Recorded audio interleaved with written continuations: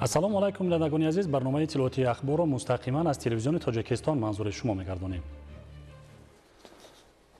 фармони президенти ҷумҳурии тоҷикистон дар бораи даъват намудани ҷаласаи якуми якҷояи маҷлиси миллӣ ва маҷлиси намояндагони маҷлиси олии ҷумҳурии тоҷикистон даъвати ҳафтум. мутобиқи моддаи 52 Конститутсияи ҷумҳурии тоҷикистон ва моддаи 9 қонуни конститутсионии ҷумҳурии тоҷикистон дар бораи маҷлиси олии ҷумҳурии тоҷикистон фармон медиҳам. ҷаласаи якуми якҷояи маҷлиси миллӣ ва маҷлиси намояндагони маҷлиси олии ҷумҳурии тоҷикистон даъвати ҳафтум 16 декабри соли 2025 соати 10 дар шаҳри Душанбе даъват карда шавад. президенти ҷумҳурии тоҷикистон Эмомалӣ Раҳмон шаҳри Душанбе 26 ноябри соли 2025. дар Кумитаи миллии олимпӣ бо иштироки муовини сарвазири ҷумҳурии тоҷикистон Дилрабо Мансурӣ ва масъулини самти кор бо ҷавонон ва варзиш ҷаласаи шӯрои рушди тарбияи ҷисмонӣ ва варзиш баргузор гардид. гузориши ҳамкорони мо дар ин хусус. дар Кумитаи миллии олимпии тоҷикистон бо иштироки муовини сарвазири ҷумҳурии тоҷикистон Дилрабо Мансурӣ ҷаласаи шӯрои рушди тарбияи ҷисмонӣ ва варзиш баргузор гардид. дар кори ҷаласа ҳисоботи масъулини Кумитаи кор бо ҷавонон ва варзиши назди ҳукумати ҷумҳурии тоҷикистон оид ба натиҷагирии фаъолияти соҳа давоми солҳои 2024 ва 9 моҳи соли 2025 ва гузоришҳои масъулини шӯроҳои маҳаллии рушди тарбияи ҷисмонӣ ва варзиш дар вилояти Мохтори Кӯҳистони Бадахшон, вилоятҳои Суғду Хатлон, шаҳри Душанбе, шаҳри Турсунзода ва ноҳияҳои Рашт шунида шуд.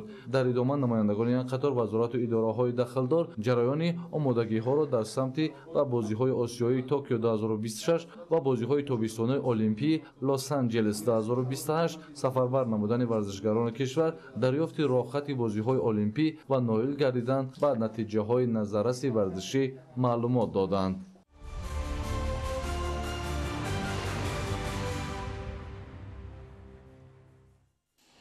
энергетика соҳаи муҳимтарини пешбурди иқтисодиёт ва иҷтимоиёт ба шумор меравад. манбаи асосии истеҳсоли қувваи барқ ин захираҳои обии мамлакат мебошанд. бинобар ин имрӯз аз тарафи ҳукумати ҷумҳурии тоҷикистон тамоми тадбирҳо андешида мешаванд ки захираҳои обии кишвар самаранок истифода гарданд. гузориш дар ин хусус. бо назардошти он ки истифодаи барқ дар тамоми соҳаҳои иқтисодиёт ва иҷтимоиёт рӯз ба рӯз меафзояд, бояд ба самаранок ва мақсаднок истифода бурдани он аҳамияти ҷиддӣ дода шавад. дар сохтори тавозуни сӯзишвори энергетикӣ ҳиссаи нерӯи барқ нисбат ба солҳои аввали соҳиби истиқлолӣ имрӯз тадриҷан зиёд шудааст. дар сохтори истеъмоли нерӯи барқ дар аввал пеш аз ҳама аҳолӣ меистад. тибқи ҳисобҳои чанд соли охир ҳиссаи истеъмоли нерӯи барқ аз тарафи аҳолӣ то 60% расида истодааст. дар сурати мо сарфакорона бо як фарҳанги баланд барои мондани истифода барои нерӯи барқ мо метавонем талаботро тадриҷан ба нерӯи барқ танзим намоем. ин аст ки дар мавриди сарфакорона истифода бурдани нерӯи барқ, пас кардани талафоти он ва истифодаи технологияи каммасрафи барқӣ аз ҷониби ҳукумати кишвар тадбирҳо андешида мешавад. дар қисман шаҳру ноҳияҳо дар зеризгоҳҳои барқӣ пурра ҳисобкунакҳои барқӣ дар зеризгоҳҳои барқӣ иваз шуданд, яъне ба ҳисобкунакҳои барқии намуди интеллектуалӣ ёки ҳушманд, ки дар вақти воқеӣ тамоми маълумотҳои ҳисобкунакҳои барқӣ ба низоми барнома ворид мегарданд ва ин боис мегардад ки назорати нерӯи барқ ва ҳисобии он сари вақт ба иҷро расонида шавад. имрӯзҳо дар ҷумҳурӣ бо афзоиш ёфтани шумораи аҳолӣ ва бунёди садҳо биноҳои маъмурию истиқоматӣ талабот ба нерӯи барқ низ зиёд мешавад. вобаста ба вазъи имрӯзаи захираҳои обии кишвар дар фасли зимистон бояд ҳар як оила, ташкилоту муассисаҳо ва корхонаву коргоҳҳо сарфи назар аз шакли моликият, низоми истифодаи сарфакоронаи нерӯи барқ ва пешгирӣ кардани исрофкории онро риоя намоянд. сарфакорӣ ин яке аз роҳҳои таъмин намудани амнияти энергетикии ҳар як кишвар дар сайёра аллакай ин эътироф шудагааст ва ин масъала таваҷҷӯҳи бештар зоҳир карда мешавад ва дар кишвари мо низ вобаста ба танзим намудани истифодаи самараноки нерӯи барқ ҳар ҷумла дар қонунгузории ملی یک قطار تغییر و الهه ها وارد کرده شدند که الکی این نتیجه این رو ما دیده ایستادیم. باز هم تقویت دادن کارهای فهماندهی بین اهالی و نتیجه های خوب آورده میرساند. شهروندان در این دوره از استفاده نمودهای الترناتیوی انرژی از قبیل باد، آفتاب، بیوگاز و غیره استفاده نمایند. اهل جامعه در سمت استفاده نیروی برق معرفت صرفه‌کاری را از خود نمایند و با اسراف بیهوده هر کیلووات ساعت نیروی برقی برای همه ضروری راه ندهند. در همه گونه شرایط اگر هر قدر برق مقصدناک و صرفه‌کارانه استفاده شود، همان اندازه تأمینات خوبتر می‌گردد. یکی از عامل‌های اساسی رشد ساحه‌های اجتماعی و اقتصادی مملکت همچنین فراهم آوردن شرایط ارزنده به ساکنان، تأمین نمودن اهل جامعه با نیروی برق میباشد. نوابسته از تدبیرهای سودمند حکومت جمهوری تاجیکستان برای تأمین پوره ساکنان با نیروی برق دائمی عین زمان هستند عامل‌هایی که بر رشد ساحه انرژتیکی مملکت مانع ایجاد می‌نمایند. حالت‌های زیادی دزدی برق، تصرف مبلغ‌های ساحه غیرقانونی، از اعتبار ساقط نمودن قرضداری مشتریان، از نشانداد واقعی کم نشان دادن حجم قرضداری مشتریان و خودسرانه پیوست شدن به خطهای شبکه‌های برقی هستند مانع‌های اساسی برای پیشرفت ساحه انرژتیکی مملکت. با این مقصد از جانب پروکراتورای ناحیه فیض‌آباد در همکاری با متخصصان ساحه برق ناحیه در کارخانه و مؤسسه با ساکنان جهت مقصدناک استفاده نمودن نیروی برق کارهای فهماندهی را براه ماندند. سنجش‌های راه اندازی نموده پروکراتورای ناحیه فیض‌آباد نشان داد که در دهات و مرکز ناحیه حالت‌های دزدی قوای برق از جانب شخصان حقوقی و واقعی از جانب کارمندان شبکه‌های برق طلب کردن مبلغ‌های پولی هنگام وصل و نصب حسابکنک‌های برقی به مشاهده رسید. از جانب پروکراتورای ناحیه بهر آشکار نمودن قانون و رکن‌ها عاید به استفاده نیروی برق در دوره سپارش‌دهی سال 2025 سنجش‌ها گذرانیده در نتیجه 11 نفر به جوابگری مأموری، 1 نفر کارمند شبکه‌های برق ناحیه به جوابگری جنایتی، 3 نفر کارمندان شبکه‌های برق ناحیه به جوابگری انتظامی کشیده شده.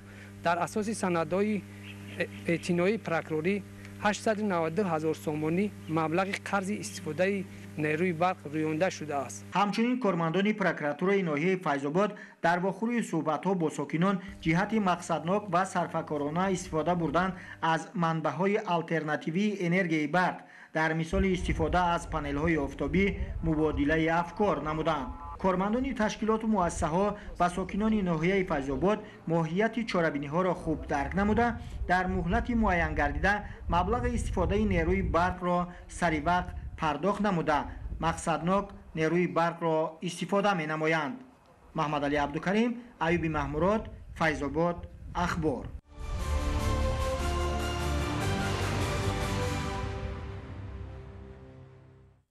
در شهر دوشنبه جلسه نمایندگان وزارت رشد اقتصاد و سودای جمهوری تاجیکستان با هیئت نمایندگی اقتصادی آلمان در آسیای مرکزی برگزار گردید. توجه جانب‌ها به رشد صنعت کارکرد و رقمی‌سازی رسمیات گمرکی روانه گردید. گزارش همکاران ما در این خصوص.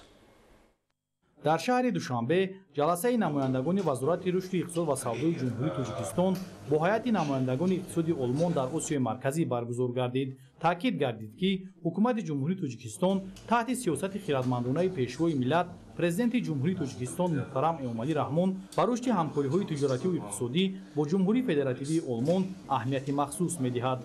همکاری‌های تجارتی و اقتصادی بین کشورها سال از سال رشد کرده در حال افزایش است. اقتصادیات جمهوری تاجیکستان سال‌های آخر نشاندهنده‌های استوار صاحب گردیده است. از قبیل بالوروی سالانه مجموع محصولات داخلی بیش از 8%، سطح پست تورم، ثبات قرب پول ملی و بالوروی حجم صادرات و واردات با کشورهای خارج نشان می‌دهد که چنین تمایل‌ها برای گسترش فعالیت‌های مشترک و جلب سرمایه خارجی زمینه استوار فراهم می‌آورد. توجه جانب‌ها به رشد صنعت کارکرد و رقمی‌سازی رسمیات گمرکی روانه گردید. امکانیت‌های سرمایه‌گذاری در منطقه‌های آزاد اقتصادی تاجیکستان معرفی گردید که از جانب نمایندگان اقتصادی آلمان در آسیای مرکزی با توجه و استقبال پذیرفته شد. در انجام ملاقات جانب‌ها از آمادگی خود جهت ادامه مکالمه و کارکرد پیشنهادهای مشخص اظهار قناعتمندی نمودند. ادامه یافتن چنین ملاقات‌ها برای تحکیم رابطه‌های اقتصادی و تجارتی مساعدت خواهد کرد.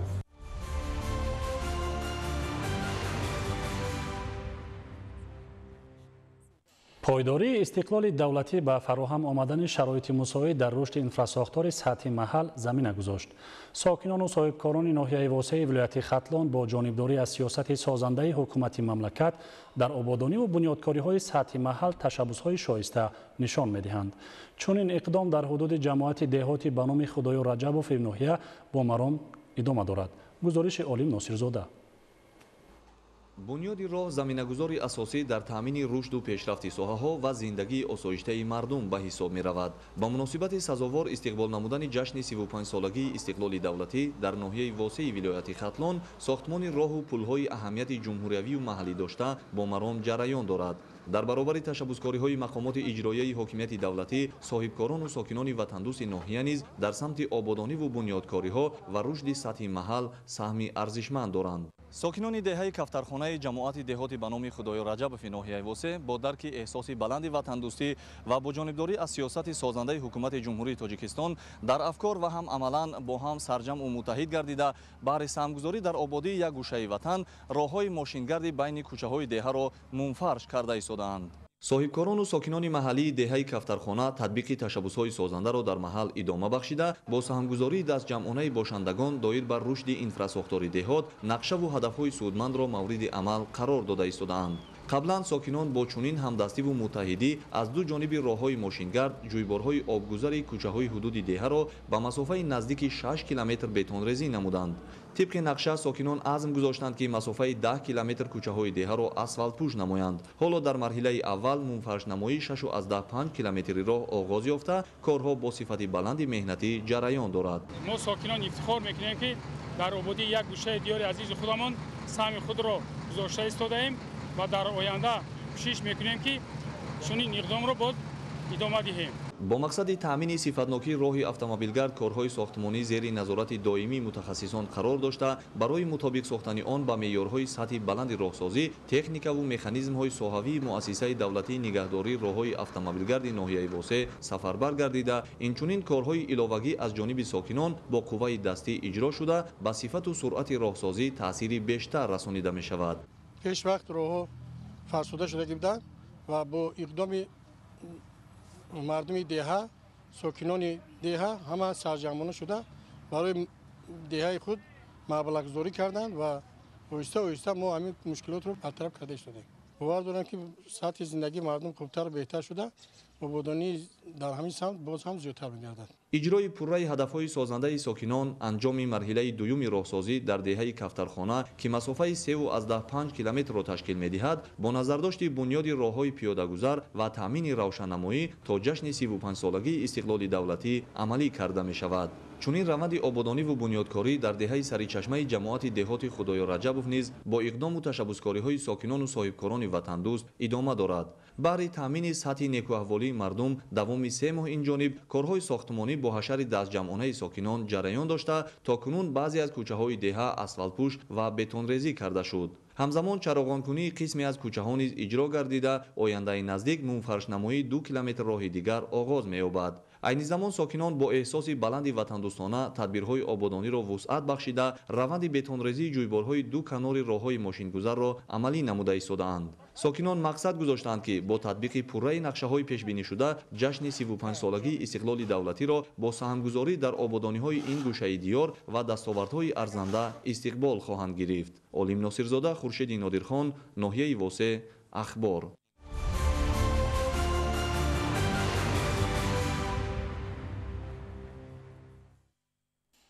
با مقصد در سطح بلند استقبال گرفتن جشن 35-سالگی استقلالی دولتی در شهر باختر نیز کارهای سازندگی با وسعت ادامه دارد.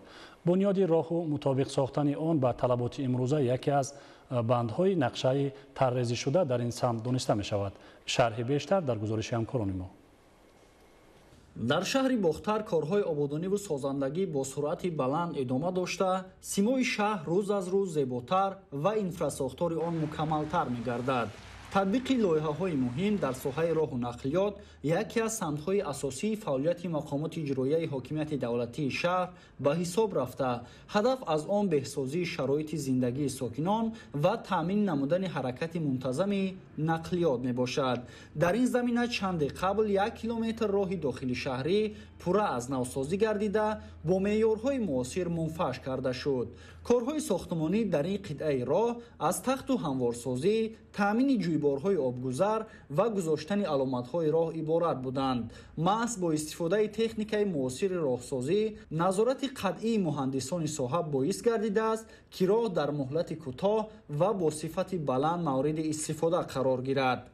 имрӯзҳо тибқи нақша чорабиниҳои мақомоти иҷрои маҳаллии ҳокимияти давлатии шаҳри Бохтар як қатор корҳои ободониву созандагӣ бо маром идома дорад. дар баробари дигар бинои иншоотҳои ба нақша гирифташуда, мунфашкунии ҳудуди маҳаллаҳои шаҳр, кабдизоркунии ҳудуди боғҳо бо маром идома доранд. татбиқи ин иқдом бо ташаббуси мақомоти иҷроияи ҳокимияти давлатии шаҳри Бохтар сурат гирифта, ҷузъи муҳими барномаи рушди инфрасохтори роҳдории шаҳр ба шумор меравад. тавре масъулин изҳор медоранд, аз навсозии роҳҳои дохилӣ танҳо оғози кор набуда, дар марҳилаҳои минбаъда боз чандин кӯчаву хиёбонҳо таъмиру мунфарш мегарданд. аз навсозии роҳҳо на танҳо барои беҳтар гардидани ҳаракати нақлиёт мусоидат мекунад, балки ба фаъол гардидани хизматрасониҳо ва баланд гардидани сатҳи зиндагии сокинон низ таъсири мусбат мерасонад. сокинони шаҳр аз татбиқи чунин иқдомҳо изҳори хушнудӣ намуда, таъкид мекунанд, ки чунин корҳои созандагӣ ба рушди босуботи шаҳр такони ҷиддӣ мебахшад. ин раванд шаҳодат медиҳад, ки Бохтар дар роҳи ободиву пешрафт бо қадамҳои устувор ҳаракат дошта, симои имрӯзавии он заҳмати дастаҷамъонаи масъулин ва дастгириҳои сокинони шаҳр мебошад.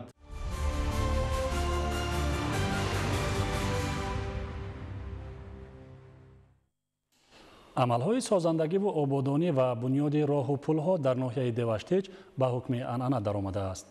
имрӯз сокинони ҳимматбаланди деҳаҳо бо истифода аз мусоид омадани обу ҳаво роҳҳои соҳили зиёдро тавассути техникаҳои муқтадири роҳсозӣ ва кӯмаки ҳамдеҳаҳо тахту ҳамвор ва ба мунфаршгардонии комил омода месозанд.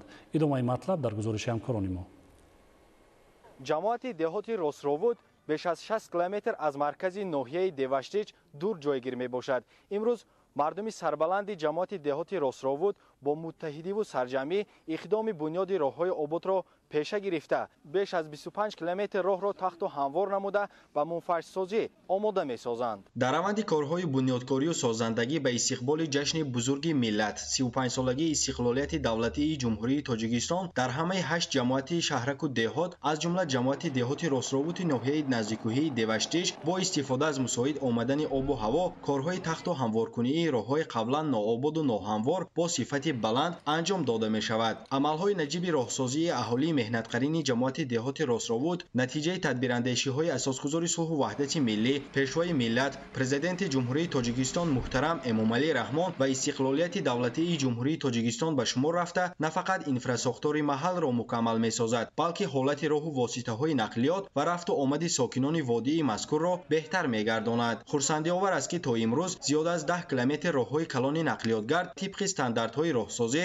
мунфаши асосӣ гардонида, мушкилоти чандинсолаи аҳолии заҳматкаш бартараф карда шуд. феълан пиру барнои ҷамоати деҳоти мазкур ба таври ҳашари дастаҷамъона ҳамроҳ бо ҷавонони саодатманди диёр роҳи аҳамияти маҳаллӣ доштаро тахту ҳамвор намуда ба мунфашгардонии асосӣ омода сохта истодаанд. дар ин амали шоиста саҳми сокинон, соҳибкорони ва ашхоси ба нияти адои ҳаҷ маблағгун карда бесобиқа буда, дар тахту ҳамворсозии наздик 30 километр роҳи калони байни деҳавӣ беш аз 3 миллион сомонӣ маблағ сарф шудааст. зеро роҳи мазкур дар гузашта ҳамчун роҳи нообод шинохта мешуду, бисёре аз соҳибони нақлиёти боркашу хизматрасон ба монеаҳои ҷиддӣ рӯбарӯ мегардиданд. аҳо бо ташаббуси шоистаю беназири сокинони деҳаҳои Росровуд, Даҳкат, Хишекат, Офтобрӯя, Бобучаки ҷамоати деҳоти Росровуд ва деҳаи Метки ҷамоати деҳоти Ваҳдат мушкилоти ҷойдошта бартараф ва вазъи роҳу ҳаракати нақлиёт беҳтар гардида истодааст. албатта ин ободиҳо ҳамаш پیروی گفته‌های جناب عالی، چون که سیاست پیشگرفتی جناب عالی محترم امام علی رحمان آبادکاری، سازندگی و بنیادکاری است. همین مردمی همین جماعت دهیت راسراوت هم همین تحت گفته جناب عالی با همین ماراها رو آباد کردیم که از مرکز ناحیه همین دههای ما 60 کیلومتر دور است. اقدام‌های ساکنان جماعت دهات راسراود بر ردیف نمونه‌های عالی عبرت شامل بوده، متحدی و سرجمعی گواهی از خصلت‌های حمیده اهالی این وادی نزدیکویی می‌دهد. زیرا امروز در راه کلان نقلیاتگرد قلعه دوست راسراود با خرج 600,000 سامانه پل کلان ماشینگذر مورد استفاده قرار داده شد. طبق اطلاع مسئولین در 3 سال آخر زیاد از 10 عدد و دوام سال جاری 5 عدد پل پراقتدار ماشینگذر با خرج صدها هزار سامانه ساخته مورد استفاده قرار گرفتند که با این وسیله مشکلات ساکنان برطرف گردید. مردم دهه باز راه و دیگر نمودهای انشاءات رو ساختمان رو ادامه داده ایستادند.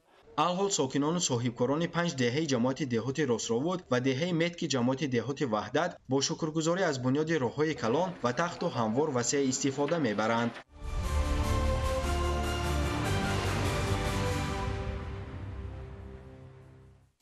بینندگان گرامی، در همینجا برنامه اطلاعاتی اخبار به انجام میرسد. تنصیحات و خانه آباد باشید.